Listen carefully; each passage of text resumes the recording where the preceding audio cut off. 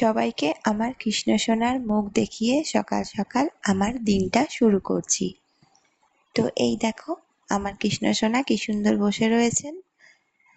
তো চলো, আজকের ব্লগটা আমি শুরু করছি। এখন বাজে প্রায় 7:30-8টার মতন। তো সুপ্রভাত বন্ধুরা, তোমরা কেমন আছো? আশা করি ভালো আছো। আমিও ভালো আছি, তবে বৃষ্টির দিন একটু খুবই মুশকিলে পড়ে আছি। দেখো, কোথা থেকে ঘরের মধ্যে না একটু জল ঢুকে গেছে। দুয়ার থেকেই এসেছে, কিন্তু কিভাবে কখন ঢুকলো কিছুই বুঝতে পারলাম না। সকালবেলায় মাঝরাতেই ঘুমানোর সময় খেয়াল করেছিলাম যে জল আছে মনে হচ্ছে এখানটা। তো রাত্রেবেলা অত আর মানে কেয়ার করিনি, থাক সকাল হোক, দেখা যাবে। তো ঘরের অবস্থা, সকালবেলা ঘুম থেকে উঠে নিচে যখন নামি তারপরে মানে উপরে আসতে অনেকটাই সময় লাগে, অত গ্রাহ্য করি না। কিন্তু আজকে সকাল সকাল উপরে চলে এসেছি, যা অবস্থা ছিল ঘরটার। তো সেই জন্য মাথা আর নিচে কাজ করালো না, ওপরেই চলে এলাম। নিচের কাজ পরে হবে।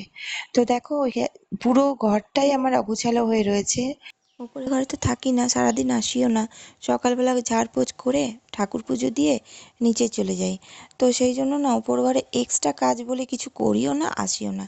কারণ দেখো, উপর ঘরটা আমার মানে মোটামুটি করার ইচ্ছে ছিল, শুধু ঠাকুর ঘর।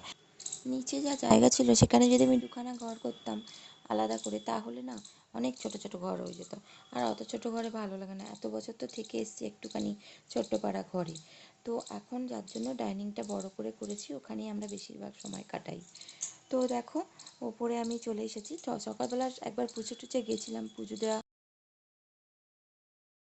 তো তাও আবার এলাম ওপরটা পরিষ্কার করতে, জল টলগুলো পরিষ্কার করে দিলাম, ব্যাস। আর এই দেখো, জবা গাছটা জল পেয়ে পেয়ে না অনেকটাই বড় হয়েছে। আর পাতাগুলো দেখো হলুদ হলুদ হয়ে পেকে গেছে। ওগুলো নিজে থেকেই ঝরে যায়, কিন্তু আমি দেখলাম যখন চোখে পড়েছে আমি পরিষ্কার করে দিই।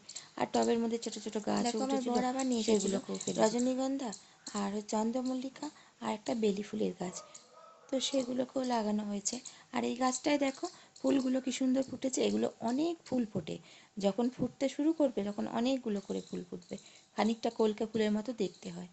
তো যাই হোক, আমি গাছ ফাছ পরিষ্কার করে ওপরের ঘর পরিষ্কার করে এবার নিচে ঝাড় দিয়ে নিচ্ছি সিঁড়িগুলো। আর দরজাটা একটু খোলা রাখছি, এত স্যাঁতস্যাঁতে হয়ে গেছে না, মানে কি বলবো। আর বেশিক্ষণ খোলা রাখতে পারি না, একটু নিচে গেলে সঙ্গে সঙ্গে বন্ধ করে যাই, কারণ হচ্ছে হনুমান ঢুকে পড়ে। সেই জন্য একটুখানি চোখের আড়াল হলেই সঙ্গে সঙ্গে দরজাটা বন্ধ করে তারপর নিচে যাই। তো যাই হোক, সিঁড়িটা পুছে নিচ্ছি। দেখো, সিঁড়িগুলো আমি প্রায় দিনই পুছি। তো সিঁড়িগুলো পুছে আমি নিচে চলে এলাম। নিচে চলে এসে নিচের ঘরটা ঝাড় দিয়ে নিচ্ছি, নিয়ে পুছে নেবো। মেয়ে এখনো ঘুমোচ্ছে, ছুটিতে এসেছে বলে জানো 10টার আগে কিছুতেই ঘুম থেকে ওঠে না।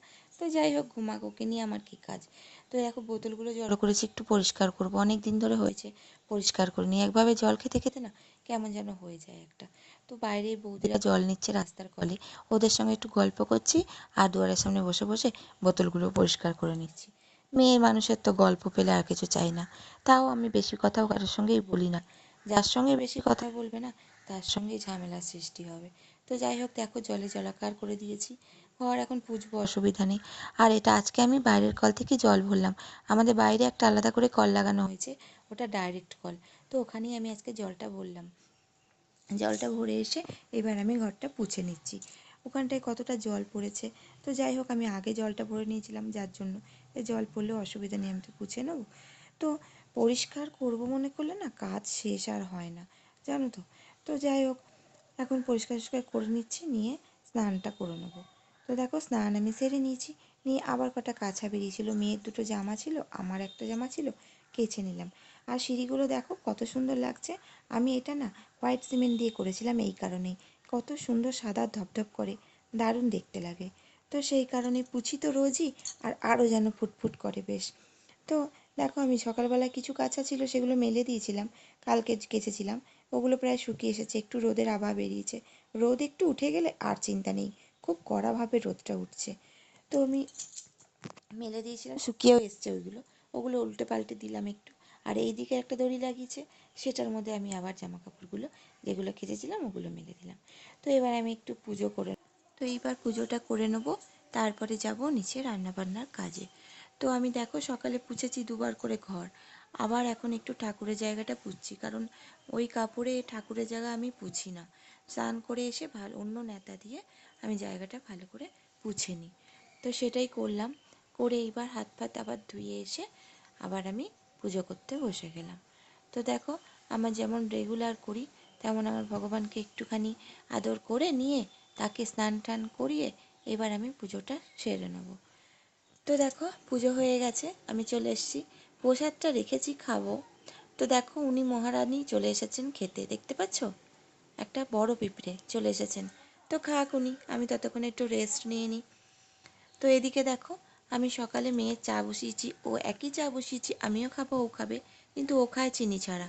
তো ওর জন্য চিনি ছাড়া দিয়ে দিলাম চাটা বিস্কুট দিয়ে। আর আমি আপনার খাবো একটু ডিম টোস্ট করব, তার সাথে খাবো একবারে, আলাদা করে আর বিস্কুট খাবো আবার টিফিন খাবো, বেলাও হয়েছে।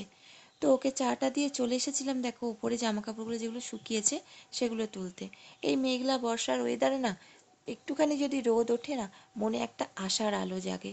তো সেই আশার আলোটা যতক্ষণ আছে ততক্ষণ একটু জামা কাপড়গুলো উল্টে পাল্টে দিলে তাড়াতাড়ি ভালো হয়। মেয়েটার পেটে খুব ব্যথা, ঘুরতে গেছিলো সেখানে আজে বাজে খেয়েছে। তো তার জন্য ওকে একটা গ্যাসের ওষুধ খাইয়ে দিলাম, দিয়ে আমি আপনার টিফিনটা করে নিচ্ছি। আর ওই মস্তানটা দেখো কীরকম হুড়োহুড়ি করছে সকাল থেকে এসে। তো দেখো খাওয়া হয়ে গেছে, এবার আমি কালকে রাখা ছিল কিছু মাছ, তো সেগুলোই আমি এখন মশলা করে নিচ্ছি, দিয়ে মাছটা করে নেবো। আর এদিকে মেয়েকে দেবো না, ডিম টোস্ট করেছিলাম মেয়েকে দেবো না, ওর পেটটা খারাপ, ওকে চিনি জল মুড়ি দিলাম, ও ওটাই খাবে। তো ওকে এখন বাবা সোনা করে ওঠাতে হচ্ছে, আবার বদমাইশি করছে কেমন দেখেছো, হাসছে কেমন। তো ওকে দিয়ে দিলাম, দিয়ে আমি এখানে তরকারিটা কেটে নিচ্ছি। আর মেয়ে আজকে চলেও যাবে, আজকে শরীরটা খারাপ আর আজকেই ওর মানে ছুটির শেষ।